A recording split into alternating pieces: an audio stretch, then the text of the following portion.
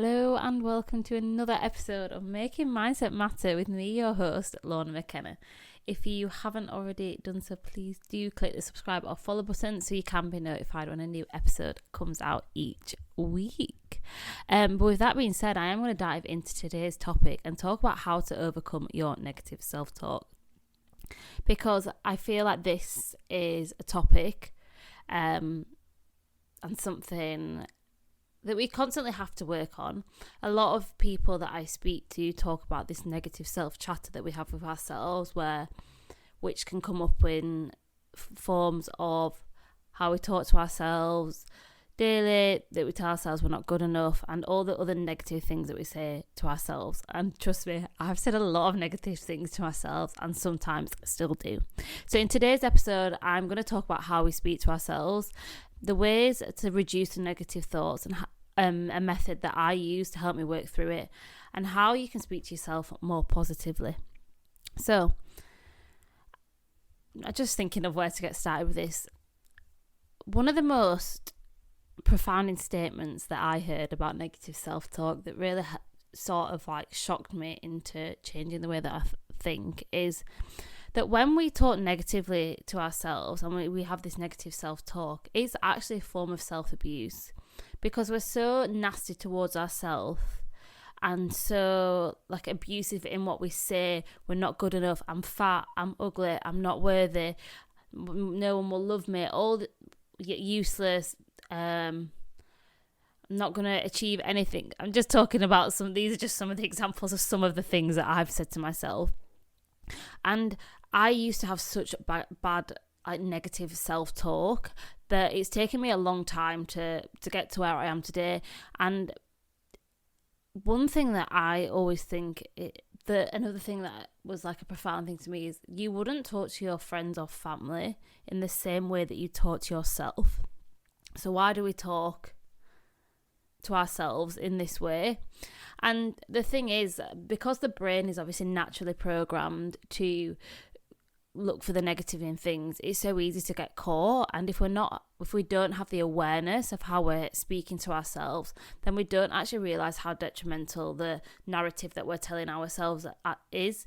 Because the thing is, if we're constantly reaffirming to ourselves that we're all these negative things, I don't know, for example, if you are not happy with your weight and you think, oh my God, I'm fat, and every day you're telling yourself you're fat, all you're going to believe is that you're fat.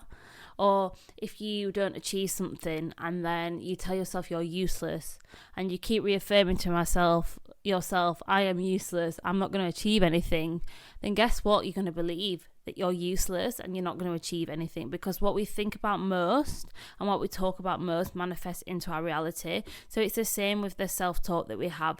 The things that we're constantly reaffirming to ourselves are the same things that we are going to believe about ourselves. So that's why it's really important for us to look at how we are speaking to ourselves and ask ourselves, why am I speaking to myself in this way? Would I speak to somebody else in the same way I'm talking to myself? And is this the kind of self-talk that I want to be having? Because we have the longest relationship in the world of ourselves, so we should be loving ourselves, we should be speaking positively, we should be speaking kindly to ourselves and not constantly putting ourselves down.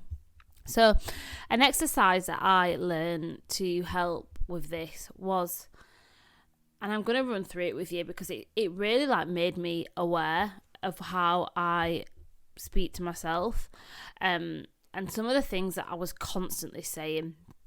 And this is the thing, right, with a growth journey, and I've not really spoken about it much, but I will speak about it in another episode. Within a growth journey and working on your mindset and constantly improving, everything is in the awareness that you have about something. So if you're at the moment not actually registering how you're speaking to yourself, you may not be aware of how much these negative thoughts are constantly coming up, and it's definitely something that I personally didn't used to realise. So like I said, it's all in the awareness. Awareness is the key to anything. Awareness is the key on the growth journey, because if you're not aware of something, you can't change it. But when you are aware of it and you are faced with it and it's in front of you, then you have the opportunity to do something about it because you're aware of it. You can make a change. You can make a decision because you can make a decision because everything in life is a choice. I carry on with this negative self-chatter that I have and the way that I'm speaking to myself? Or do I want to take some positive action steps in order to help me reaffirm the beliefs that I have about myself so they're actually serving the version of me I want to be? I'm talking to myself kindly. I'm treating myself and speaking to myself in a way that I would speak to others. So I'm going to talk through the exercise that really helped me become aware of how I was speaking. So step number one is before step number one, go and get a pen and paper. Get your journals out or have a notes in your phone. And if you need to, just pause me for a second while you go do this. And even after each step, if you need to pause me, I will still be here to come back to. Just pause while you work through it.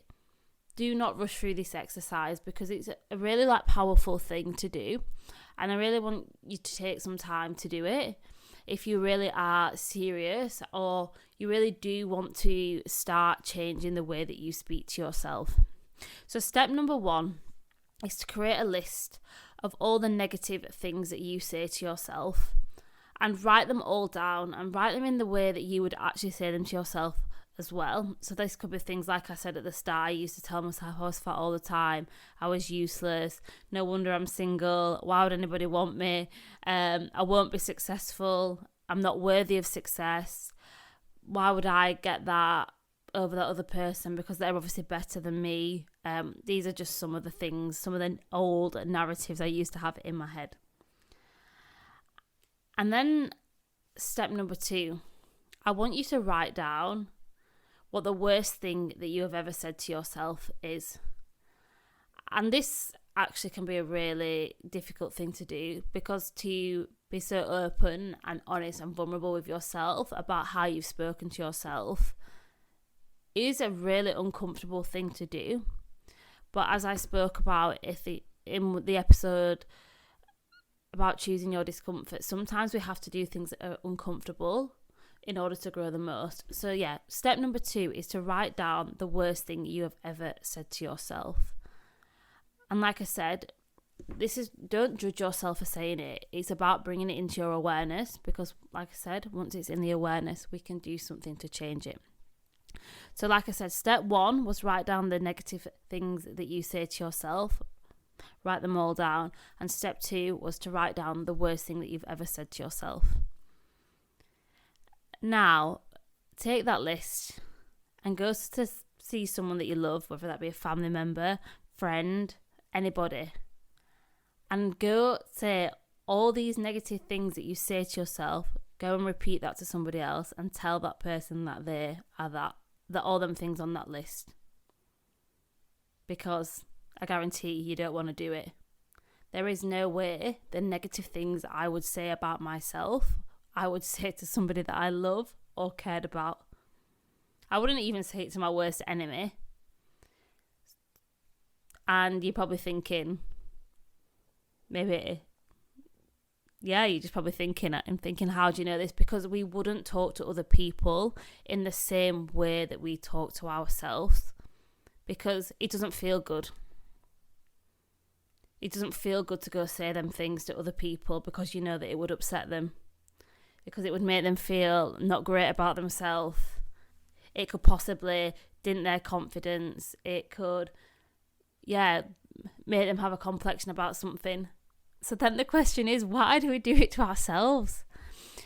And it's just such a baffling thought. And when you realise it, you have that realisation of, if I wouldn't do this to somebody else and say these things to somebody else, why am I saying this to myself?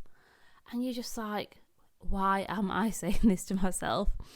Because when we do this and we have all these beliefs about ourselves and this negative self-talk, so these beliefs, for example, I am not good enough, I am not worthy, and we reaffirm these thoughts to ourselves, when we then don't show up for ourselves, it's like it's voting towards that. oh, well, you're not worthy because you didn't do this and you said you was going to do this, because you didn't do that, so you must be useless. So when we don't take action, and then we then don't take the action that we say we're going to do, and then we then start telling ourselves, oh, well, I know I'm useless because you didn't achieve this, or I know I'm this, or well, you've eaten that and you said you was not going to eat that, and now obviously it must make you fat. When we're saying all these things and we're not showing up for ourselves in the way that we would like to show up to ourselves, and then we start with this negative self-talk, it then reaffirms the beliefs that we believe, because we don't hold ourselves in a high enough opinion, and it links to that self-love and that self-worth. I've spoken before about how the importance of self-love and I think it was in episode 8, and self-love is not selfish. Like, you should be your number one fan. And this is something I've really had to learn, because we are brought up in a society where if you're seen to love yourself or be proud of yourself, that it's egotistical, that you're a narcissist and all these things. But if you don't love yourself, how do you expect someone else to love you? And if you're not showing up for yourself, how do you expect others to show up for you? So you should be your number one fan always, because I've said it so many times, like, we do have the longest relationship in the world with ourselves. Like, we're the only person that we're consistently in our lives. So we need to make sure that we nurture that relationship that we have with ourselves, and make sure it's a positive one. And obviously it's not always going to be positive, but we need to make sure that we're talking to ourselves in a manner, in the same way we would talk to others, talk to ourselves, because we don't show up and speak in a negative way to others. So why are we doing it to ourselves? So I want you to look at that list in front of you, and if you've written it down on a sheet of paper, I want you to take it, tear it up, burn it, do whatever, get rid of it, and say, I release all these old negative thought patterns I have about myself. And then I want you to create a new list. And this is step number 3, is to write down all the positive things that you want to say to yourself, all the positive affirmations that you want to reaffirm of the version of you actually want to be. You don't want to be saying all these negative things. What are the positive things you want to say to yourself? That I am beautiful, I am worthy, like, my weight doesn't define me. I'm just giving some examples, and I want you to make a list of all the things that you want to reaffirm to yourself. And this is the thing with affirmations, and an affirmation is a statement that you reaffirm, and a positive affirmation for example, is a statement of saying, I am confident, I am working on becoming confident, I am worthy, and reaffirming this. And it's like brainwashing yourself. It's reprogramming your brain. So rather than your subconscious, you've been reaffirming these old thought patterns, we're reaffirming the new thought patterns. And so write this list and have it of all the amazing things that you want to be, of what you want to step into, of what you want to be saying to yourself, and write them down. Take a picture of it, set it as your wallpaper, so every time that you look at your phone, you can read them things and be like, I am that. Get a whiteboard, write it on that. The other thing you can do is get sticky notes, stick it to your mirror, so every time you're looking at the mirror, stick it in your bathroom mirror, stick it anywhere that you look every day, your wardrobe door, I don't know, I'm just throwing out examples. Stick these sticky notes with all these statements, and every time you see them, read them out loud, because it's about rewiring and reprogramming yourself and brainwashing yourself to be, so that these positive thoughts about yourself are the more dominant. So we're taking them old thought patterns and reprogramming into the new thought patterns to get rid of that negative self-chatter, to be reaffirming a more positive thing. And don't get me wrong, it is not as simple as just, it's not as simple as like, oh, just do it once. You have to consistently do it for a period of time before it'll sink in. And it's just about remembering that consistency is always key, and you're not going to unprogram however many years it is. So for me, like 25 years of negative talk, I wasn't going to reprogram overnight, but consistently over 18 months I've been able to reprogram. And also, I just want to say that it's not always about that you'll never have any negative self-talk, because I would be lying if I said I didn't have negative self-talk sometimes. But it's about catching that negative self-talk, being aware when you're doing it and saying, I forgive myself for saying this, actually what I want to be saying is this, and reaffirming the new belief, and just giving yourself that forgiveness to know that actually it's okay to sometimes catch yourself, but it's in the awareness. And how do you choose in that moment when you realize you're doing it? How do you choose to step forward? Because we are not, like I said, taught to love ourselves. We're not taught the importance of self-love, and self-love is so important. Like I keep saying, you do have the longest relationship with yourself. You need to love yourself first, and if you don't love yourself first, then you will let other people love you in a way that you don't actually deserve, and then that's when you then reaffirm these old beliefs. And it's not selfish to put yourself first, and it's not selfish to love yourself, because like I said, you do need to love yourself before you can expect others to love you in the way that you deserve. And you need to be your biggest fan, because who else is going to be always rooting for you? You need to be rooting for yourself, because who else will celebrate you? You need to celebrate you. And when we show up as this version of us, this powerful version of us that's confident, that is secure in who they are, and is showing up in the way that they truly want to be and who they actually are, it's so much more powerful.